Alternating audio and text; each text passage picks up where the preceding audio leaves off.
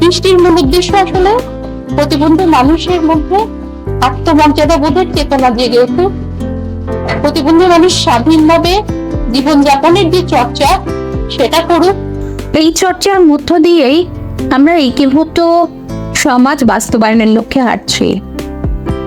আমাদের বিভিন্ন প্রশিক্ষণ কর্মসূচি রয়েছে। বিজ্ঞানসম্মত আধুনিক শিক্ষা পদ্ধতির খোঁজে গবেষণা করে যাচ্ছি আমরা। বাংলা ব্রেইল পদ্ধতিকে সমন্বিত করতে দেশের বিভিন্ন ব্রেইল বিশেষজ্ঞদের নিয়ে কাজ করছে আমাদের গবেষণা দল।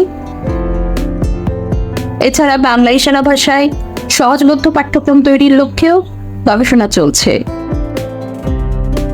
শ্রবণ প্রতিবন্ধী মানুষের বিচ্ছিন্নতা ভাঙতে আসলে যেটা বেশি জরুরি, সারা দেশে জেলা ভিত্তিক দোভাষী প্রশিক্ষণ ও দোভাষী সেবা চালু করা।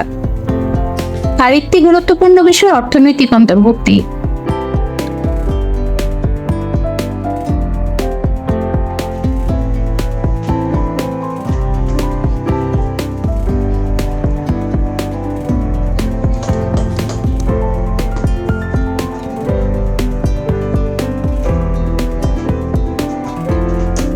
আমার স্বপ্ন আসলে বাংলাদেশের একমাত্র এই স্বাধীন জীবনযাত্রা কেন্দ্রটিকে আরো বড় পরিসরে গড়ে তোলা, যেখানে প্রতিবন্ধী মানুষেরাই নেতৃত্ব দেয়, সিদ্ধান্ত নেয়, পাশাপাশি একটি আমাদের শিক্ষালয়, একীভূত শিক্ষালয় তৈরি করা।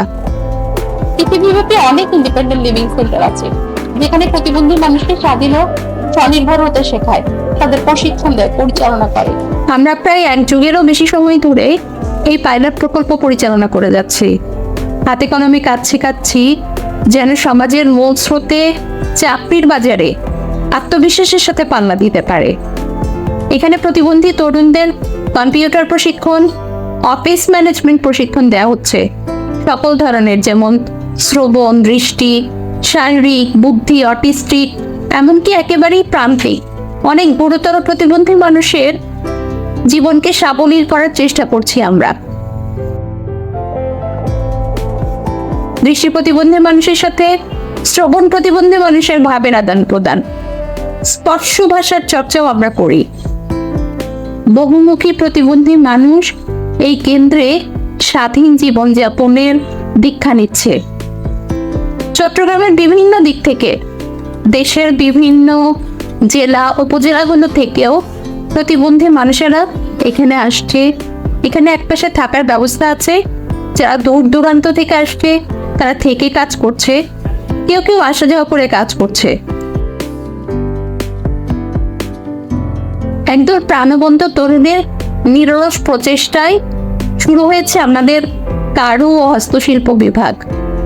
এখানে বাঁশ, পাট, কাঠের তৈরি বিভিন্ন গৃহসজ্জা সামগ্রী, গয়না তৈরি করছে তারা নিজেদের স্বনির্ভর করার লক্ষ্যে। আমার ইচ্ছা কয়েক একর জায়গা নিয়ে এরকম একটা ভবন তৈরি করে ইন্ডিপেন্ডেন্ট লিভিং সেন্টারটা গড়ে তোলা, এবং চট্টগ্রামেই করতে চাই, যেহেতু আমার হোমটাউন হলো চট্টগ্রামে। এর জন্য অবশ্যই মানুষের সহযোগিতা দরকার। আমরা অনেক সীমাবদ্ধতা নিয়েই লড়াইটা চালিয়ে যাচ্ছি। অনেকেই আসলে হুইল চেয়ার, সাদা ছুরি ইত্যাদি উপকরণ বিতরণ করাকেই সমাধান মনে করছেন, কিন্তু আমরা চাই প্রতিবন্ধী মানুষের স্বাধীন জীবনযাপন, সিদ্ধান্ত গ্রহণের চর্চায় আমাদের দেশে অনেক বিত্তবান মানুষ আছেন, কর্পোরেটগুলো আছে, যারা সামাজিক বা সিএসআর এর জায়গা থেকে কাজ করছেন। তারা যদি প্রতিবন্ধী মানুষকে স্বনির্ভর, স্বাবলম্বী এবং আত্মনির্ভরশীল নাগরিক হিসেবে গড়ে তোলার এই কার্যক্রমে এগিয়ে আসেন, তাহলে অবশ্যই পরিবর্তন আসবে। আমরা যেটা চাই যে দয়া দাক্ষিণ্য নয়, প্রতিবন্ধী মানুষের অধিকার প্রতিষ্ঠায় সকলের সহযোগিতা চাই, যেন আমরা আমাদের স্বপ্নকে বাস্তবে রূপান্তর করতে পারি।